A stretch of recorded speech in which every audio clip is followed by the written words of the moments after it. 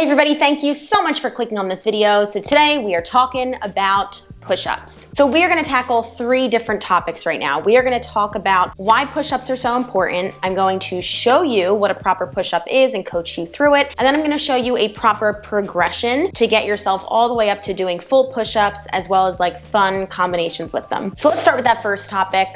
Why push-ups? Overall, push-ups are just a great test of your relative pushing strength. So when I say relative strength, I basically mean like the amount of strength you have relative or like ratio driven to your body weight. Literally being able to push yourself off of the floor is a great test of that. It's also super functional. Another reason why push-ups are important, it is a great way to see if you have core control. So this is actually something that most personal trainers do in a first evaluation. They have you do push-ups to make sure that your core can operate under a heavy load. Meaning we wanna make sure that you can lift heavy. So putting you under a little bit more weight. If you're doing something like a squat or a deadlift or an overhead press, anything like that, really your core is involved in all 3 of those. Now if we're talking aesthetically, push-ups will change your arms if you're also working in a calorie deficit. So this is an important distinction because I say to my clients all the time, push-ups are the thing that changed my arms. Push-ups are the thing that's going to make your arms look toned or cut or defined. But also remember that tissue loss is like 90% based around nutrition. So if you're not operating at a caloric deficit, which is easier to get through adjusting your nutrition rather than guesstimating how many calories you're actually burning during a workout or throughout your day, then you're actually gonna see that change because you're shedding body fat. A few other random benefits. It's a compound movement, so it's gonna teach your body how to use a lot of muscles and joints at the same time, which again is very functional because that's how we move daily. We wanna remember that the body is not just individual parts, it is a kinetic chain, so we wanna make sure that we are training that way. There are actually a lot of cardio benefits when it comes to push-ups. I say this all the time in my classes, but it's always the push-ups that get my heart rate like super, super high. And when I'm talking about cardio benefits, a lot of people think like more calories are being burned.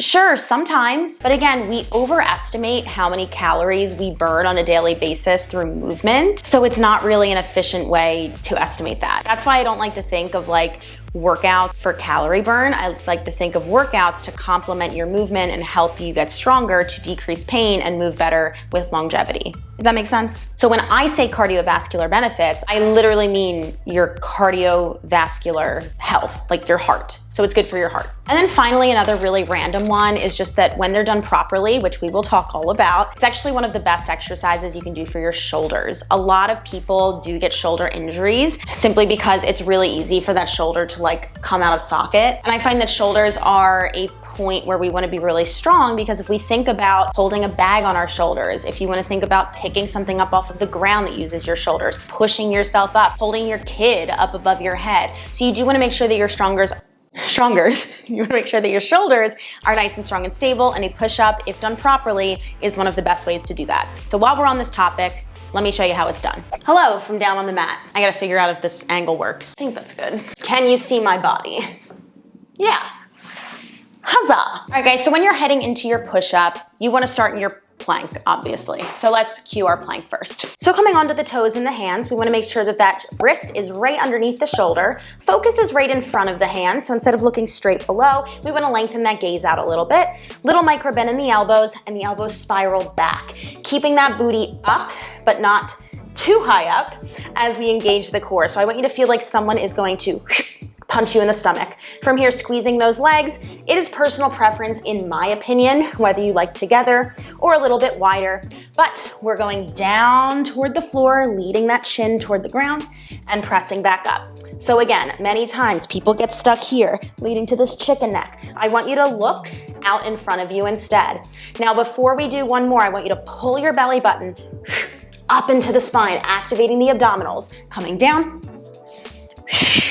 and up. So let's talk through a few of those things. The top 3 mistakes I see with push-ups are gonna be this like droopy head forward. It's going to be the low back arching and then improper shoulder placement. So starting with that first one, I already kind of cued us through it, but the number 1 thing I want you to do is take your focus out. A lot of times that can actually correct the other things that are going wrong with the push-up. So taking that focus out, leading with the chin, and coming back up. Essentially what that's gonna do, it's gonna help you lengthen through the cervical spine and get rid of that like chicken droopy neck that's going on. Second thing I see a lot of is that arching of the low back. So this is actually a cue to me that your core is not strong enough to hold that plank as you press your body weight up and down. So in this specific instance, I'd try a few things that I'm gonna show you right now, but otherwise I would actually regress it into a less complex version of the full push-up, which we're gonna get to in just a moment. But let me show you the cue that I actually like to try with a lot of my one-on-one clients. So if you find in your push-up that your low back has that arch in it. So we're coming down and that low back is arching. I want you to actually start feeling like your butt is piked up in the air. So starting your plank and actually pulling up and not just leading from the hips, because you can see that's not gonna get rid of that low back arch. I actually want you to pull the belly button up into the spine. So if we think about what our abdominals do, I've talked about this actually in this video right up here.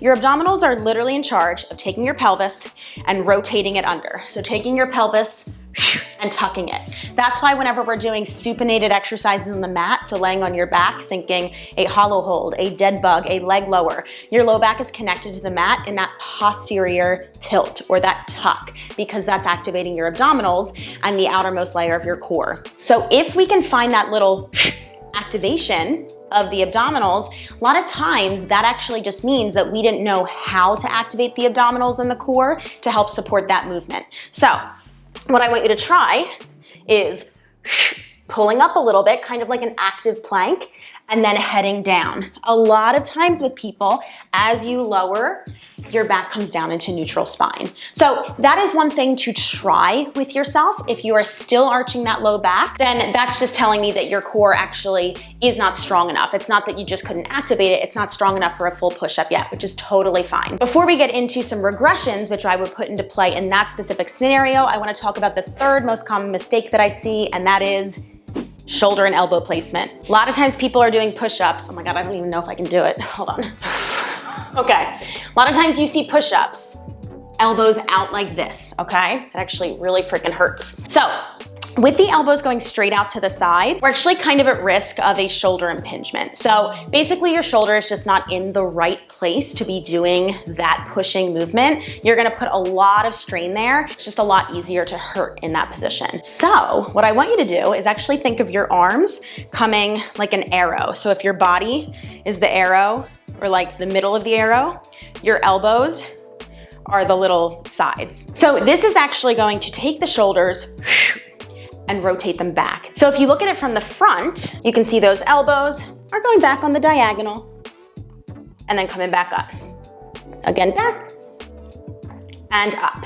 Now we can also really exaggerate that and make it a full tricep push-up, elbows directly toward the side, but that's definitely more of a progression from your normal everyday push-up. So since I've been talking about progressions and regressions so much, let's hop on in. So option number one, if you cannot do a push-up, this is where I want you to start. I want you to start with an incline push-up. So this means that your hands are elevated and feet are lower. Essentially, this is gonna be a lot less work on your core. So everything with your setup is gonna be exactly the same as if we were doing it on the floor. It's just that your hands are elevated. So the higher your hands are, the easier it'll be. So if you picked a surface that is a little bit too low for you, you can even bring it up to a wall if that's where you're starting. But as you get better at these, you can bring it down, decreasing the incline until eventually we make our way down to the floor. And that's where we come into our next progression. So the next progression that I like to use is something called a lower push-up. Essentially what we're doing here, we are working on strengthening the lowering part of the push-up and then using the lower body to help get us back up, which is a little bit less work on the core. So essentially as you're performing these, I just want you to think arms, legs, arms, legs. So we bend the arms, drop the legs, extend the arms, extend the legs. Keep repeating that, arms, legs, arms, legs. And eventually, once this gets a little bit easier, I want you to come into the next progression. So our next progression is going to be with a band. So I actually want you to take the band and we're gonna put it right around the upper arm.